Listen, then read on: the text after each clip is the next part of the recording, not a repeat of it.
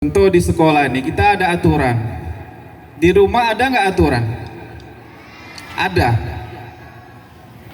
Nah, bagi yang tahu ada nih. Ada yang tak tahu nggak ada, Pak. Mungkin di rumah aturan itu tidak tertulis, tapi itu berlaku untuk kamu atau bagi semua anggota keluarga di rumah. Baik itu kamu sebagai anak di rumah, kemudian sebagai orang tua, itu ada aturan juga di rumah. Contohnya apa? Misal disuruhnya kamu oleh orang tuamu belajar, itu aturan nggak? Ya aturan di rumah, tapi mungkin tidak ditulis di rumah. Tidak seperti di sekolah ditulis. Umpamanya sekolah, sampai di sekolah itu kalau masuk kelas tidak boleh terlambat misalnya. Kalau di rumah mungkin tidak ditulis seperti itu. Tapi ada aturan yang mengikat. Nah, aturan itu harus kita ikuti, harus dipatuhi. Untuk apa? Supaya teratur. Ya, Bapak sebutkan aja di sekolah, ya, di sekolah. Ada aturan yang berlaku. Di awal masuk kemarin kamu sudah bersama-sama dengan Bapak Ibu guru kelas, dengan kawan-kawanmu sudah membuat kesepakatan kelas. Nah, itu juga merupakan aturan. Dibuat kan? Ada kesepakatan kelas? Ada. Dan itu juga ditulis. Nah, kesepakatan ini harus diikuti, dilaksanakan oleh semua anggota kelas. Kalau di kelas berarti kamu sebagai murid bersama dengan guru kelas. Contoh, ketika masuk atau datang ke sekolah tidak boleh terlambat.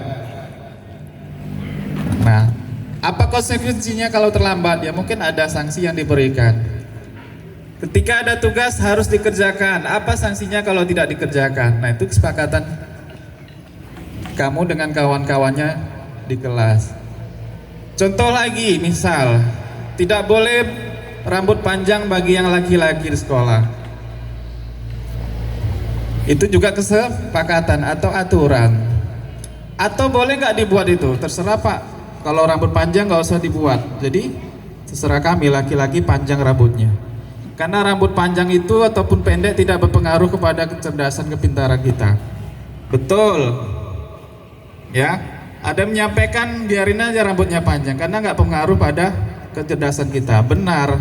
Tapi kalau laki-laki gondrong semua di sekolah ini bagaimana pula? Atau Pak, boleh kami pakai rok yang laki-laki? Karena juga tidak mempengaruhi kecerdasan kita kan? Yang penting saya belajar, pasti pintar, betul. Tapi aturan itu yang logis dan masuk akal. Terserah kami Pak pakai rok. HAM, bukan hak kami, boleh. Tapi tidak ada perbedaan laki-laki dan perempuan nanti. Ya, jangan ini jadikan dasar HAM, terserah. Kalau kamu semua mungkin laki-laki, bolehlah rambut kami panjang Pak. Kalau Bapak suruh kami rambut pendek, itu melanggar HAM nanti.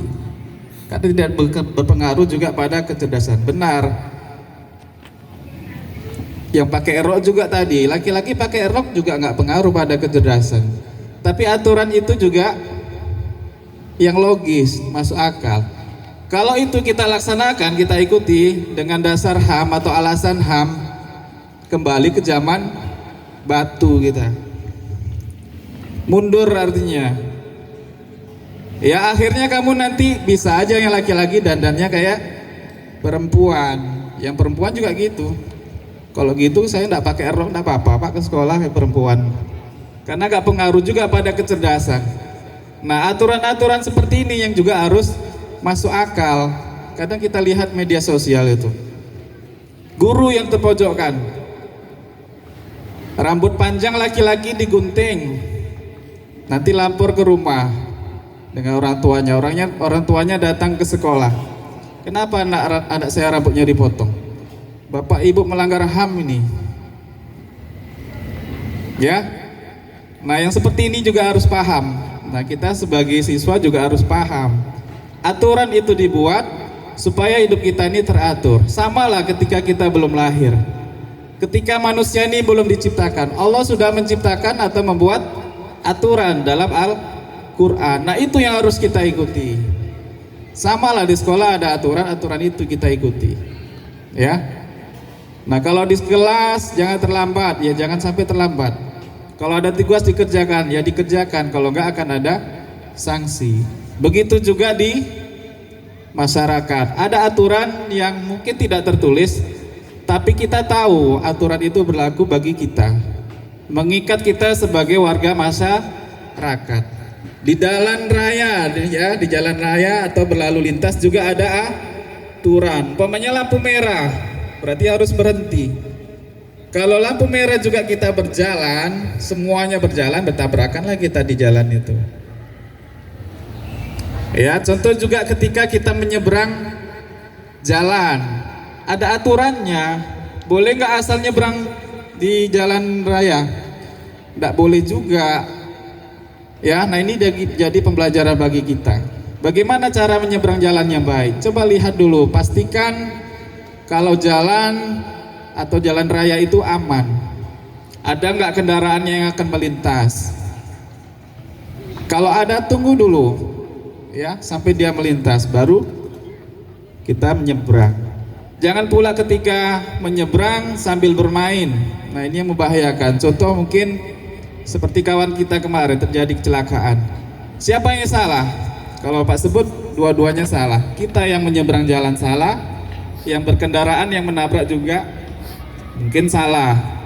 Nah, makanya ini diperhatikan ya, Bapak mohon ketika kamu berangkat ke sekolah, yang menyeberang jalan atau lewat jalan raya, ataupun juga ketika pulang, pastikan ketika menyeberang itu aman. Lihat dulu kanan kiri, ada kendaraan nggak? Kalau ragu, walaupun masih jauh kendaraan, tunggu sampai